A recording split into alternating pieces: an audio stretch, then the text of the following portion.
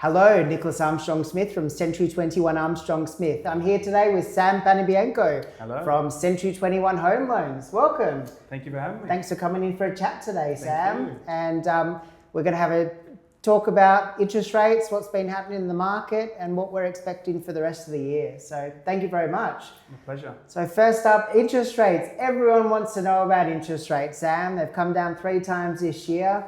What are you expecting later on in the year, and how are you seeing it out there with all these applications you get coming through all the time? I think it's interesting. I think we saw 3 rate drops. I think we're going to see maybe 1 to 3, depending on what happens. Be surprised if we didn't see at least 2. I think some people were expecting 7 rate drops to follow. We're going to see rates at 2% again. I don't really see that happening. I think it's going to be 1 to 2 rate drops. All the majors actually this month have pretty much said that they're not expecting a rate drop this month. So I think it's November that we'll see another one. And then I think after that, maybe Feb next year, I would say, potentially. Yeah. It's interesting because a lot of the clients I'm speaking to, the conversation a year ago was, oh, a rate's going to go up. Is it going to be one of these situations where they're going to be paying more? They were trying to, lower their rate, but they weren't necessarily talking about, can I purchase again? Or it was very much about, how do I just kind of keep what I have? But now it feels a lot more like, let's upsize, or let's get into a bigger house, let's potentially sell, or can we keep our property and also potentially purchase? It's a lot more of a prosperous mindset, or if that's the word to use. But before it was, 2 years ago especially, it was, how do we retain, how do we just survive this? Where now it's a lot more hopeful about what's going to happen in the future, I think. Yeah, it's really interesting. We're seeing a lot of people that have been staying still that are looking to move now and upsize and downsize. And so it's been really interesting. And even with, in October, the 5% for first home buyers deposit scheme coming in, that's seen a lot of people, for us, talking to us about how to get into the market. You must be seeing a lot of that with people getting prepared for that in October. It's interesting because to be honest, I don't know how much that's going to change things as much as people think that it might. So firstly, that they've made some changes, right? So now they've brought it up to 1.5 million for the government guarantee scheme. They've taken away the income. It used to be, I think, 120 or 125 for a single applicant and 200 for a couple. And there's no limit on the application. Now it can be as many as they want. But to be honest, a lot of the clients that I would see previously that were in that looking for a purchase of 1.5, they were on a certain income bracket that paying lender's mortgage insurance was something that a lot of them were okay to do anyway. Because to purchase for 1.5, you usually need a decent amount of income, So I don't know if this is going to be a pivotal change. I don't think I see this making a flood of buyers because a lot of those people were already on pretty good incomes. And if they see, and look, it's not that it's still a win, because instead of having to pay between, 20,000 or it could be 20 to 40,000 in LMI. So that's going to save them. But again, if they're on a decent amount of income, especially between 2 people, a lot of those people were okay to pay that anyway. So I just don't know if it's going to have that huge effect that people are expecting.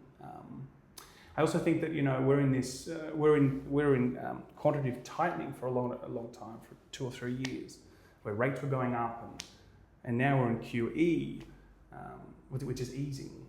And I think that the rates are going to be the thing that actually changes the game. It's not going to be if they allow us to purchase for 1.5 with a smaller deposit. I think rates are the thing that actually moves the market a lot more than people know. I mean, if we look back in the decades, most time we see rates drop, we see property prices go up, because the clients usually end up chatting with the broker or the bank, and they usually ask 2 questions. How much can I borrow? What's my interest rate? Like that tends to be the 2 major questions. And then outside of that is, okay, what policy is going to fit with a particular client? But So I think that interest rate is going to be pushing this market more so than any sort of changes to the government guarantee scheme. I think the stamp duty exemption is also great. Obviously, it's 800 and up to a tiered system to $1 million. But yeah, I think that, when we look at the RBA, for instance, they've been very conservative. They've continued to say that they want to take their time, and they have. And if we look at the Governor, Michelle Bullock, she's mentioned that it's not a question of if, it's a question of when. When will we see those rates continue to drop? So, but they are conservative, and I think that that's meaning that a lot of people are hopeful for, let's just say, a rate drop in November. I don't think that we see 3 or 4 rate drops again after that. I think it's going to be the festive period and everything coming up after that. Yeah, and I think that the track record, especially in Australia, for the last 12 months at least, has been measured. It's been conservative. Let's just wait for the data. We had some strong consumer data come out in early September, I believe, that showed that there was a lot of strength in in terms of inflation being not necessarily entirely behind us, because if there's strong consumer kind of data that suggests that people want to be buying, or they're out there buying things and all that kind of stuff, then it usually incentivizes businesses to then put up their prices because they can, because they're busy, or there's a strong demand for goods and services. And if those prices go up, then that puts inflation back into the conversation. And I think if that starts happening, that's when we start seeing RBA start asking questions again about how many rate cuts are we going to have. The RBA often, or there's a lot of talk always about inflation. Why is there so much talk of inflation? Inflation was like 7% or something a couple of years ago. What is inflation? God, inflation. Well, firstly, inflation has changed. In the 80s, it was a different type of inflation that they looked at. And they stripped a few things away, and they ultimately look at some more key metrics. But inflation is ultimately the dollar losing power. That's just the simplest way to say it. You walk in, you buy a can of Coke, and then one day it's $2, and the next week it's $2.50. And there's many currencies around the world that have gone into hyperinflation, right? So we are obviously trying to stay away from that. But going from 7% or so to back to in the 2s is an achievement actually in the last 3 or 4 years that we've been able to do it. So, but there's a balancing act, I think, between making sure that there is a stimulus, that the economy is growing, that we don't, hunker down too long and wait for the rest, for the inflation to die down, but not strangle businesses and make it too hard to borrow money for too long. And I think that's the type of thing that's ultimately, especially in the US, with the Fed. They've taken a long time to potentially cut rates. And now the possibility of them cutting rates is very high for their next rate meeting. So, but a lot of people will feel like that's been too long and that's been too constricting. So, interest rates are very important because they, not only for home loans but for businesses and for people to feel like they have the ability to access cash to do business loan, for instance, and they want to hire someone for the business, and then because they've hired someone for that trickle-on effect is very powerful. But back to in terms of property and the RBA, I do think that we are going to see at least 2 or 3 rate drops, but I wouldn't be surprised if it's maybe just 2. I think it's going to be comfortably in that 4% range, because even the RBA did come out some time ago and say that their kind of neutral rate was around that 4%, not the cash rate in terms of what we would see as interest rates. So, if we start seeing rates at 4.5 or 4.2%, maybe even 4, maybe even like a 3.9% good rate, I would say that's probably where I would start saying we've probably landed at the bottom. Because I just don't think we're going to see 2% interest rates again for a long time at least. I speak to a lot of clients that believe in themselves, think that they can go out and purchase a place, and then they try and get a home loan, and they find it quite difficult to get a home loan. Do you think that's got tighter in the last few years, and do you think it will ease up at all? Or? Oh, it's definitely gotten harder for sure.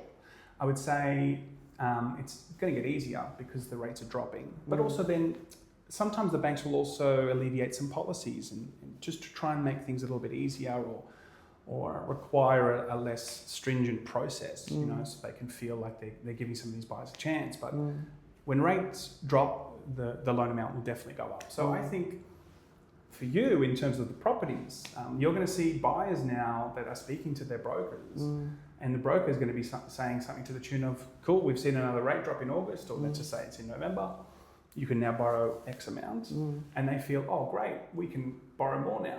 But little do they know, like everyone else that's going to that option can also borrow more. That's right. So that's what I mean by like property. The biggest metric, the thing that propels property up in so many ways is the interest rates, what the banks do, what the RBA does, because so many people at that auction are going to be ultimately feeling like, well, we've got more now because the bank's given us more, but everyone next to them has also been given a lot more too. So, and the auction is such an emotional process, especially if it's something that they want to live in, as you know, of course you're aware of because you've witnessed hundreds of them. That on the day they have a certain price, but they love the property. It's all very heated, and they want to win it. You know, so how often do you get phone calls on a Saturday afternoon or after an auction and go, oh my gosh, I had approval for $1 million, but I purchased for 1.2 now. Now what, and Sam? that's when we get stressed because I'm like, well, that's not what we agreed on. You know, but that's part of it though. You know, and then you've got to find solutions for them. And, you know, but again, like it's going to be a very in terms of auctions, it's going to be a very interesting time. Because I think a lot of people are going to go there feeling like they've got a renewed sense of confidence. And in some ways they do. You know, it's great that they are able to potentially borrow a little more and get into that property that they love. But I think they're buoyed with a bit more confidence. I see buyers coming to open homes with more confidence than they did 6 months ago. And I said to lots of people, 6 months ago, go out and buy places now before the market takes off again. So some did obviously, but now we're seeing a lot more competition for buyers for the properties that we do have going for auction. Yeah, and your busy season is actually starting soon. You know, so it's a good little cross between busy season as well as these rates dropping. You know, so I think it's going to be a really interesting 6 months. Long term though, if we're talking long term, I do think after these 3 or 4 rate drops, maybe 2. I think that will kind of just stay there for a while. And, you know, I don't see in 3 years' time rates being at 4%. I think that there's a cyclical, you know, there's a cycle to it. And the business cycle, you know, it comes with ebbs and flows. Well, you look over the last sort of 20 years of interest rates, I mean, we never really saw them at 2 and 4% apart from in COVID times or different times. You know, as an average, they've been higher or where they are now. So. And I think that, you know, even if you look at the 80s, even if you look at the 80s, we all good, if you look at the 80s, for instance, you know, interest rate went to 18%. All the older generation will love to say, oh, we did it tough. Always say, you know. We all did it tough. But I did the number, you know, very rough numbers, but, you know, if you look at today's average income now compared to what it was in the 80s, if you look at the average price of the property in the 80s compared to now, like our 6% is pretty much their 18%. It really is. So, you know, a lot of young buyers, a lot of young people, or just people trying to get into property, like they are struggling. Just because it looks like it's a 6% or 5.8%, the income to property ratio, especially in eastern suburbs, you know, it is a bit of a unique area here, but it's you know, it's a very difficult time, I think, for people to try and get into the market, and the government's obviously trying to make all these incentives. Oh, we're going to do, you know, government guarantees, stamp duty exemption, like that's good that they're trying to do these things. It's very positive, and I think that gives an overall message of confidence. Which is what I think people need. Absolutely. And you know, when there's a general confidence out there, I think it's positive. And we're seeing that with people coming through open homes with more confidence. And paid more, you know, property that we sold recently on Birriga Road. You look at that and go, well, that sold more now than it would have 6 months ago, based on confidence from buyers willing to go and, you know, spend more than they would have, you know, even 6 months ago. And in terms of actually your clientele at the moment, do you feel that some people are saying, oh no, we're going to hold off to sell because we want to wait to see rates drop, or they think that the prices will go up, or are you seeing a lot of people? I think that people have waited in the winter period, and I think people now are going in spring and summer and going to market. There's certainly more people going to market now than there was, and not waiting for something, waiting for the next rate drop or whatever. I think people are going. Today's a wet day, but in general we've got great weather, and we've got a lot of confidence. I think it's I'm excited for the next 6 months. Like it's I think it's going to be amazing time for sellers. I also think that if people can try and get in, to be honest, if people can try and buy early enough before we see consecutive rate drops, I think that if we look at the previous decades, it will serve them. Usually it will serve them, if they purchase before that, before those rate drops, But we'll have to see. Good. Well, I'm excited for the next 6 months plus. And thank you very much, Sam, for coming in and having a chat with us today.